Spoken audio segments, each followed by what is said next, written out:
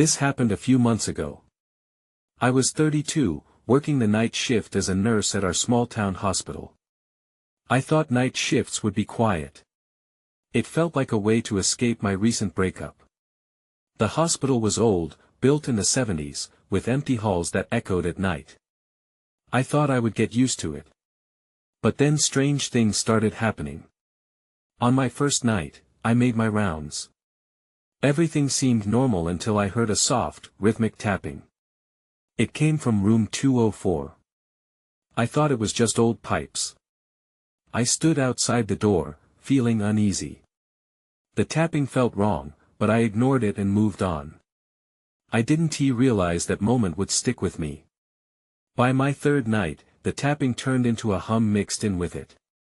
It was strange and unsettling. While checking a patient's chart in the hallway, I saw a shadow out of the corner of my eye. It darted past the windows and was gone before I could turn my head. My heart raced. I figured it was just my mind playing tricks after a long week. Still, I couldn't shake the feeling something wasn't right. As the nights wore on, I noticed more odd things. Other staff members would avoid eye contact. When I asked them about their experiences, they just shrugged. One nurse mentioned the whispers but quickly changed the subject. I felt a knot form in my stomach. Patients also began talking about strange dreams. They mentioned shadowy figures. I felt it deep in my gut. Something was wrong in the hospital, but I pushed my feelings aside. I didn't want anyone to think I was crazy. On my fifth night, I noticed someone standing at the end of the hallway. I took a deep breath and walked toward it, but as I got closer, there was nobody there. Just an empty space. It felt icy, like the air had turned to frost. Maybe it was just stress. I tried to convince myself, but fear crept in. Then came my last night. I walked past room 204 again, and the tapping started up loud and clear. It echoed in my mind. I reached for the door handle, my heart pounding. I needed to know what was in there. When I opened it, the room was empty. Nothing but silence. But then I heard a whisper, chilling and soft, "Help me." I spun around, looking for the source, but I was all alone. That night changed everything. I still don't know what I experienced. Was it just my imagination? Or was there something in that hospital I wasn't meant to see? I can't shake the memories. Each time I think about those nights, the tapping and shadows return, haunting me. I left the job soon after. But sometimes I still wonder if those whispers will follow me. I thought leaving the hospital would finally bring me peace. It didn't. I found myself unable to sleep, replaying the events of those nights in my mind. The whispers echoed like a distant song. I started avoiding the places that reminded me of my old job. Grocery stores, parks, even the cafe down the street felt tainted. One evening, I ran into an old colleague at the grocery store. Her name was Sarah, a fellow nurse who had worked night shifts around the same time I did. When I saw her, I felt hesitant. I wanted to ask her about room 204 and the strange occurrences, but fear held me back. After a moment, she approached with a smile. "Hey. How have you been? I heard you left the hospital." I nodded, feeling awkward. "Yeah, just needed a change." Her expression shifted subtly. "I understand that. It gets heavy, you know." "What do you mean?" I asked, suddenly interested. Maybe I wasn't the only one troubled. Sarah lowered her voice, looking around as though someone might overhear. "You remember room 204? My heart raced. "Yeah, I do. There's a reason everyone avoids that room." I thought it was just me being superstitious at first, but the whispers, they don't stop, she said, glancing over her shoulder. I felt a chill run down my spine. "What do you mean?" "Patients talk about it, especially the ones who were admitted during the night. They wake up scared, claiming they hear someone sobbing, and then there are the shadows." Her eyes widened, and she leaned in. They say it's haunted. I felt sick. I thought I had been the only one to experience those things. Did you ever see anything? Like, someone or something? Her face paled. I saw a figure once, standing by the window. I only glanced for a second, but it looked like it was watching me. I never went near that room again. I pulled away, processing her words. I wasn't imagining everything after all. There was something else, something in that room. Just then, Sarah's phone buzzed. She checked it and frowned. I have to go. Just be careful, okay? Those whispers have a way of following you. Her words hung heavy in the air, and I wondered if they could really track me. I needed answers. The whispers and shadows wouldn't let go. That night, something compelled me to return to the hospital. I couldn't shake the feeling that the truth lay within those walls. As I drove there, my heart pounded harder with each mile. I parked in front of the familiar structure. The lights flickered, and I felt that icy air surround me again. Just before entering, I turned back toward my car, hesitating. Did I really want to do this? My breath quickened. I wanted to run away, but something deep inside urged me to stay. As I pushed through the doors, the smell of antiseptic hit me, a familiarity mixed with an unfamiliar dread. The hallway seemed darker, shadows stretching longer. I walked toward room 204, each step echoing in the silence. Then, I heard a soft tapping, echoing from within. I froze. This time, I knew I couldn't turn back. I inched closer, the cold air sweeping through the hallway. When I reached for the door handle, it felt like destiny. But everything changed again. I hesitated, heart racing. I heard a new sound, a faint, melodic whisper that chilled my bones like ice. Help me, it beckoned once more, echoing from the room. I felt a rush of fear. I couldn't shake the feeling that I was not alone. Before I could react, the door swung open on its own. I gasped, staring into the pitch-black room beyond. That's when I saw it. In the dim light of room 204, a shape hovered just beyond the threshold. It flickered in and out of focus, like an old television trying to tune into a station. A shiver coursed through me, and I took a step back, my instincts screaming to flee. But the whisper came again, almost pleading. Help me. It wrapped around me like tendrils, pulling me toward the darkness. My knees felt like lead. I swallowed hard. Who are you? I called out, my voice shaky. No answer. Just the soft rustle of something shifting in the shadows. Panic surged through me, but I couldn't turn away. I had to know. I took a cautious step over the threshold, the cold air washing over me as I crossed into the room. The hairs on my arms stood up. My mind raced with thoughts of Sarah, her pale face, her warnings about the shadows. Show yourself. I demanded, trying to sound braver than I felt. The figure solidified briefly, its outline clearer now. A woman, her face twisted in grief as if she waged an internal battle between pain and despair. My heart dropped. Was she a patient? A ghost? I couldn't make sense of it. What do you want from me? I managed, stepping further. The room felt constricting, closing in around me. I wanted to run, to escape this chilling presence. Suddenly, the lights flickered overhead. The shadows danced wildly, and the air felt charged, thick with something I couldn't name.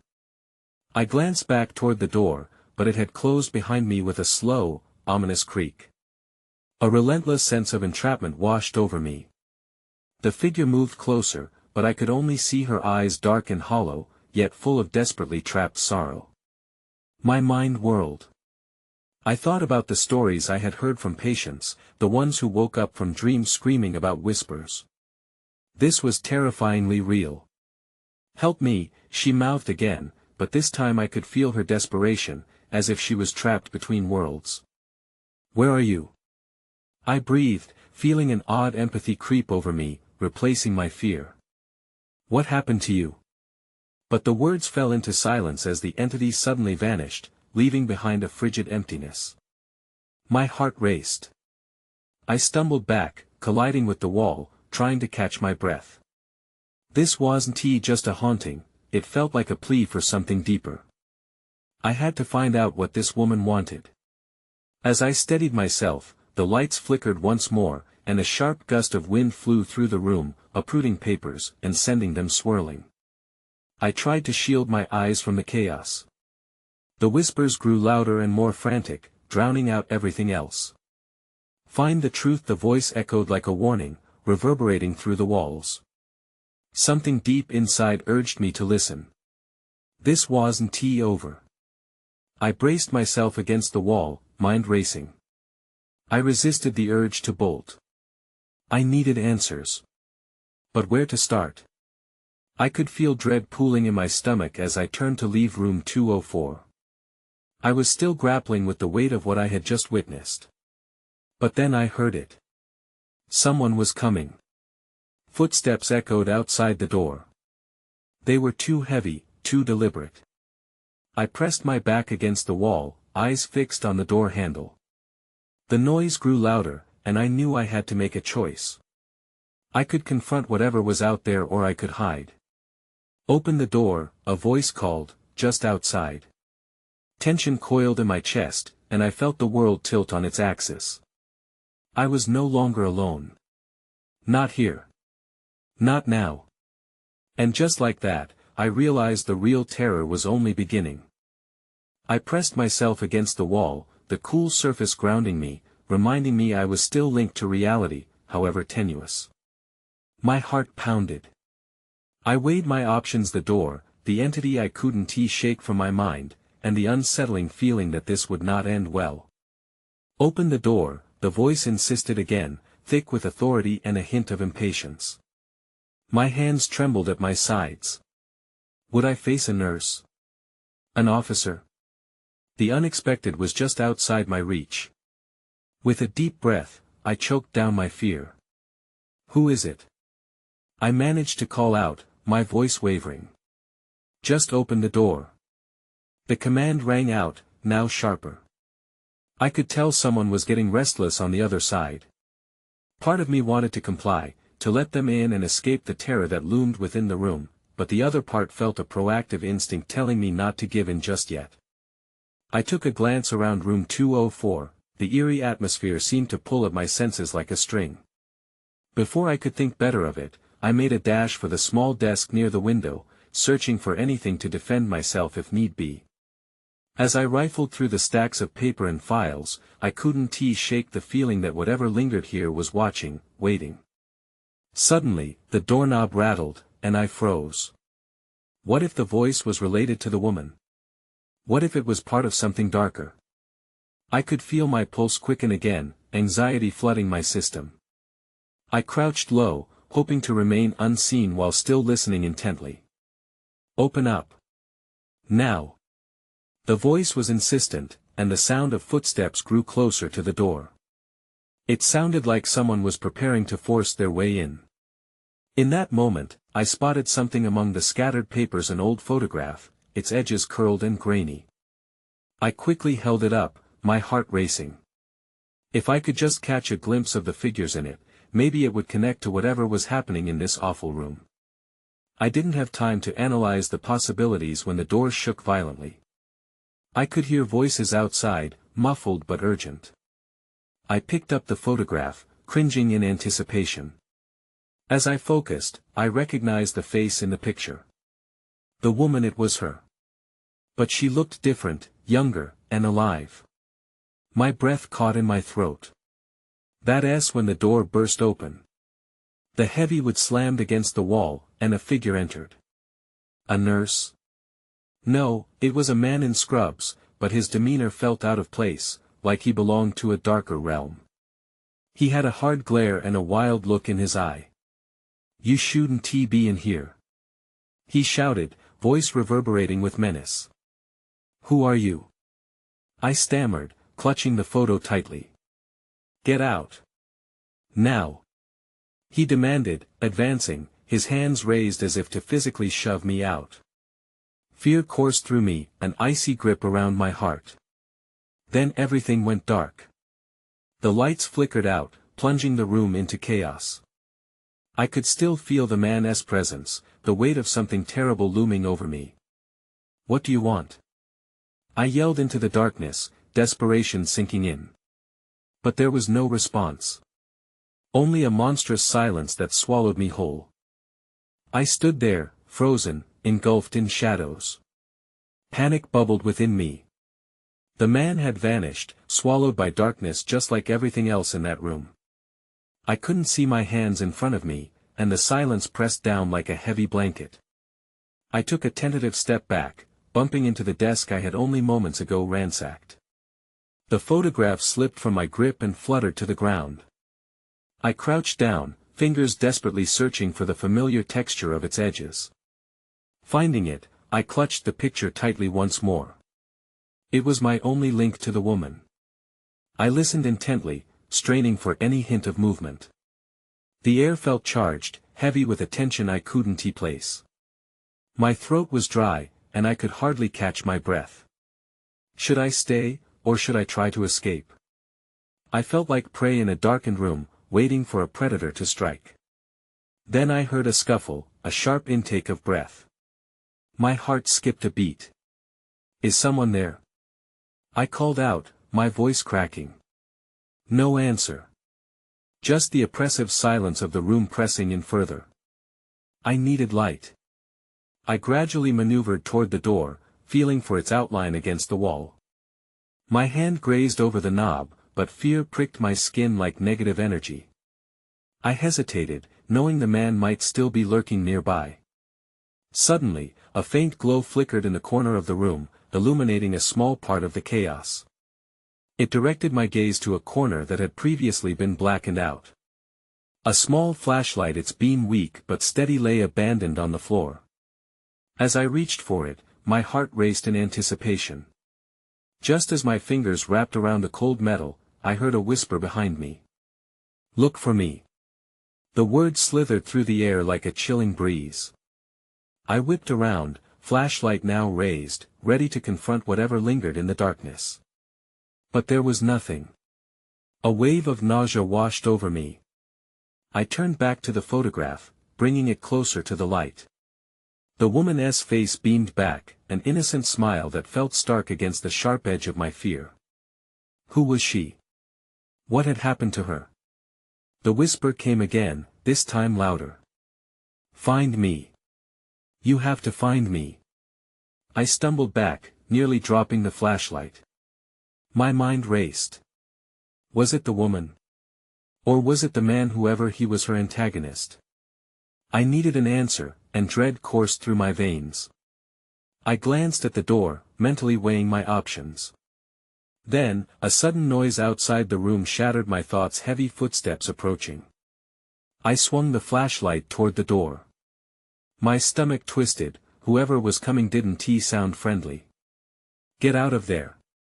A voice bellowed from the other side, the urgency clear. This time it sounded official, authoritative. The looming dread turned to a surge of panic.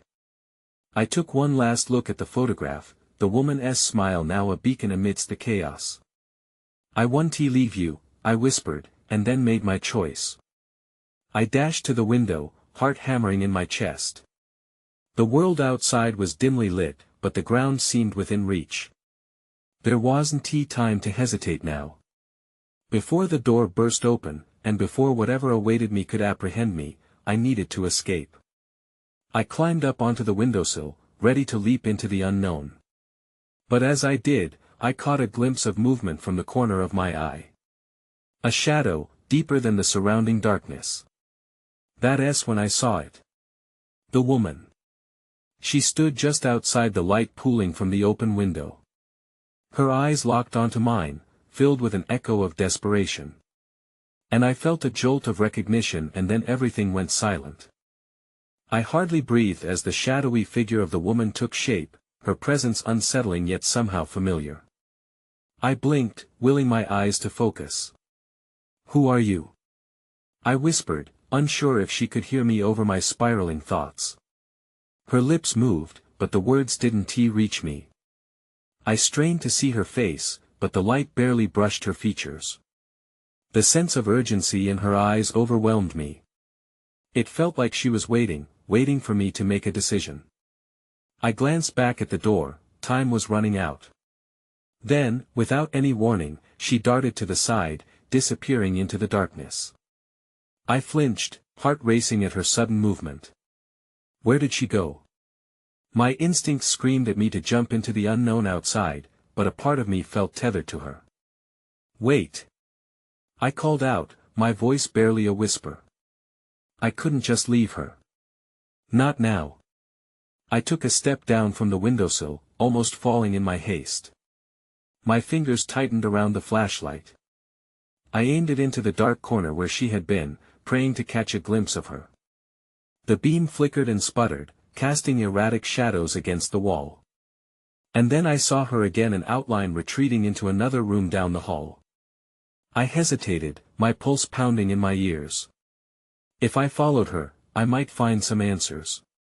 But the voice outside, the one ordering me to get out, reminded me of the danger that loomed close. A choice stood before me. But as my feet carried me down the hall, something shifted in the air. The atmosphere grew colder, sending chills racing along my skin. A suffocating weight pressed in on me, as if the darkness itself was alive and watching. I flicked the flashlight on again, desperate for reassurance as the beam illuminated the room I was entering. The interior was cluttered, filled with old furniture and remnants of a time long gone. A thick layer of dust coated most surfaces, untouched by human hands for years. I shivered at the remnants of lives once lived. The mood thickened my apprehension. What was I doing here? Where are you? I called, my voice trembling. I felt foolish talking to thin air. And yet, the ache of her plea resonated still. The faintest echo brushed against my consciousness. Find me. I turned sharply, the flashlight beam catching a glimpse of something metallic glinting near the floor. My heart raced as I approached it cautiously. It was a locket, intricately designed, partially buried under debris. I picked it up, feeling its weight in my palm. Could this belong to her? Was this another link to the woman I sought? I opened the locket, and my breath caught in my throat. Inside, there were 2 photographs, one of the woman, just as I remembered, and a second, an older man, his face stern but familiar. My heart raced. Who was he? And what did he have to do with her disappearance? Before I could process any of it, the door behind me crashed open with a loud bang. The authoritative voice filled the room, demanding, hands up. Don't move. I froze, the locket slipping through my fingers and clattering to the floor. My eyes darted to the still open window, the dim light guiding my thoughts. I had to escape, but now there was nowhere to run. That's when I heard the whisper again, clearer this time, echoing in my mind like an urgent warning. Find me. I stood frozen, heart pounding, as the voice demanded compliance. My pulse raced in my ears, drowning out all other sounds. I had no time to waste, fear gripped me, pulling me back to the reality of my situation. Who are you? I stammered, trying to project courage I didn't feel. Get down! Shouted the figure, his silhouette highlighted by the dim hallway light. I could only make out the shape of a man in dark clothing, but his voice was commanding, filled with authority. Whatever had happened to me, he was part of it, and I couldn't let fear paralyze me any longer. With a sudden burst of instinct, I dove toward the window. I had to get out of this room, this house. Before I could reach it, the man lunged forward, grabbing my arm before I could escape. Are you insane? You shouldn't be here. He hissed, his grip like iron. I twisted in his hold, trying to break free, eyes wide with panic. Let go of me. I shouted, desperation creeping into my voice. Then I remembered the locket. It lay discarded on the floor, and with my heart racing, I pointed my flashlight toward it. I found this. I said, my voice trembling but urgent. It's hers. The man hesitated, confusion flickering across his face as he looked down at the locket. Where did you get that? His tone softened, but I still felt the threat lurking behind his words. I don't know. I just found it. I stuttered, my thoughts racing. There was a woman. She was here. She wants me to find her. At the mention of the woman, the man's expression shifted. Shock mingled with something else, something darker. You shouldn't have followed her, he said, his voice low, almost a growl. She's not someone you want to find. My mind reeled. What do you mean? Who is she? Why are you here? He released me abruptly. We'll talk later, but right now, you need to listen. They'll be back. We have to leave now. The urgency in his voice snapped me from my daze. I didn't know who he was or if I could trust him, but fear pushed me to comply. I picked up the locket and slipped it into my pocket as we moved. We dashed down the corridor, and I stopped at the door, worried I'd hear the voice again, that awful command reminding me to leave. But instead, I heard noise from the other room, the heavy sound of footsteps echoing against the floor, growing closer. My breath caught in my throat. What do we do? I whispered, panic surging in my chest. Over here. He urged, pulling me back into the next room where the shadows deepened. As we ducked behind a rotting wooden beam, the footsteps grew louder. My thoughts clouded with dread. I needed to understand what was happening, needed to grasp the thread of this nightmare. Then, just as the door to the room opened, I saw it, a shadow crossing the threshold. Someone's here, I gasped, realizing this was only the beginning of whatever waited for us in the darkness. The shadow loomed in the doorway, a pooling darkness that swallowed the feeble light. I could barely make out its features, but something primal in me recoiled at the sight. The man beside me stiffened, his eyes narrowing. Stay quiet, he said, voice barely above a whisper. My heart thundered in my chest. I nodded, though I felt my breath quickening, fear bubbling up like a hot surge. The figure stepped into the room, moving with an unnatural stillness. I couldn't shake the feeling that I was watching something that shouldn't exist, something that was never meant to be seen. What do we do? I squeezed out, my throat dry, eyes darting between the man and the shadow. Wait, he replied, his voice sharp, signaling the importance of silence. As the figure advanced, I caught a glimpse of something glimmering at its side, a knife, long and pointed, catching stray rays of light. My pulse quickened again, desperation clawing at me. I wanted to scream, to run, but the grip of the moment held me captive. Suddenly, a voice broke the thick air. I know you're in here. It was a low, chilling sound that echoed off the walls, sending shivers down my spine. You can't hide from me forever. I froze, a wave of ice washing over me. He was looking for us. The man beside me shifted slightly, eyes sharply focused. We need to move, he said, urgency filling his tone. With a deep breath, I nodded, forcing myself to push fear aside. While the shadow lingered, I felt the pull of instinct take over. The man grabbed my wrist, pulling me toward a small doorway at the back of the room. My heart raced as I realized he had a plan. We slipped through just as the figure turned fully, sensing our movement. We ducked into a narrow passageway, the dim light barely revealing the walls damp with age. My skin prickled as if I could feel the shadows closing in around me. I stumbled, but the man steadied me. Keep going, he urged, and I felt the tension in his grip. As we turned a corner, we found ourselves in a small storage room. Boxes piled high surrounded us, and I could barely see the exit across the clutter. This way, he gestured, leading me toward a rickety door that looked like it hadn't been opened in years. Do you really think we're safe here? I whispered, eyes darting behind us. He didn't answer, just focused on the door. As he pushed it open, a loud creak shattered the silence. We froze, muscles tensed, fear sinking like lead in my gut. Then I heard its footsteps again, coming down the passage we had just fled. I dared to look back, but only saw the outline of the figure, dark and menacing. It moved towards us, fluid and purposeful. My breath hitched. We have to go, now. But just as we were about to step through the door, I noticed something on the ground, glinting in the low light. The locket. I dropped to the floor and snatched it up, the weight of it heavy in my palm. I had to know, was it really hers? Forget it. The man hissed, but I couldn't. I might find my answer here, but just then, the footsteps stopped. A shadow loomed closer, and I felt the rush of cold air behind me. Run!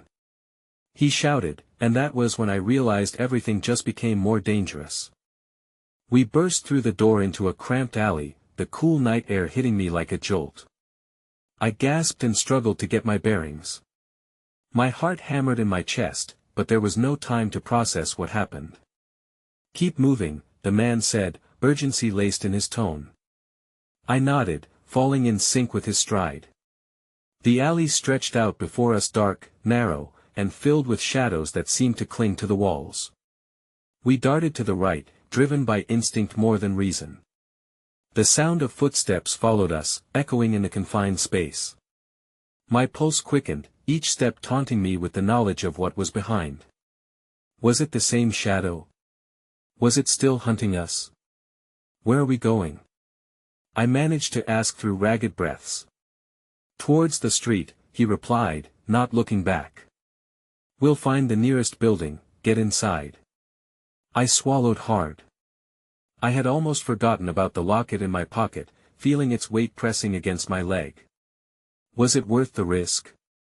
The thought that it could hold an answer about my past kept me from letting go. We turned another corner, sprinting down the alley until it opened up onto a deserted street. The quiet was deafening, but then I heard a noise, a sudden crash, and the unmistakable sound of shuffling feet. They were gaining on us. There. He pointed to a small diner across the road, its neon sign flickering weakly. Inside. Now. We ran. As soon as we reached the door, I pushed it open, the bell above jangling in the stillness. I stumbled inside, heart racing, and my eyes darted around for a place to hide. The diner was dimly lit, the booths empty except for the dust that hung in the air. Over here. He urged, leading me to the back of the diner. We ducked behind the counter, crouching low as we struggled to quiet our breathing. Do you think they saw us? I whispered, fighting the urge to peek over the edge. I don't know, he replied, tension dripping from his words. But we can't stay here long. With a quick, furtive glance around, I caught sight of something on the shelf above us, an old newspaper clipping tacked to the wall. The headline read, "Mystery surrounds local disappearances." My stomach twisted. Somehow, I felt connected to this article. A desperate need for answers tugged at me. That can wait, he insisted, but I could see the fear in his eyes, matching my own. It was becoming suffocating. Suddenly, the diner door slammed open, and the shadow strode in. My heart sank as I shrank deeper behind the counter. There wasn't much room to breathe, but I had to know. Hide, he whispered, his hand gripping my arm as we both strained to hear what was happening. Footsteps approached, heavy and deliberate. The figure paused, and my breath hitched as I caught a glimpse of the blade reflected in the faint light. Come out. I know you're in here. A voice rasped, rough and threatening. Panic washed over me. I could feel the weight of the locket pressing against my thigh, as if it was urging me to uncover the truth. Then everything shifted. I leaned forward an inch to see, and in that moment, the shadow turned its head. Our eyes locked. There was no escaping. Now. The man whispered, and we both surged upwards, just as the figure lunged toward us. We tumbled into the open space of the diner, desperate to put distance between ourselves and the looming shadow. A feeling of dread clutched at my heart as the knife glinted in his hand, reflecting the flickering neon light overhead. The man I was with pushed me toward the far end of the counter, urging me to keep low. "Stay behind me," he barked. The shadowed figure advanced, its eyes dark and menacing, scanning for any sign of movement. "You can't hide forever," it growled, voice dripping with malice. I felt a surge of panic threatening to consume me as I ducked down behind the nearest booth, heart racing. The fear was almost unbearable, the sense that something terrible was about to happen nested in my gut. I couldn't let it end like this. I couldn't let anything else be taken from me. The man gripped a coffee pot from the counter and brandished it like a weapon, eyes fixed on the intruder. "You want to hurt someone, you'll have to go through me first," he said defiantly.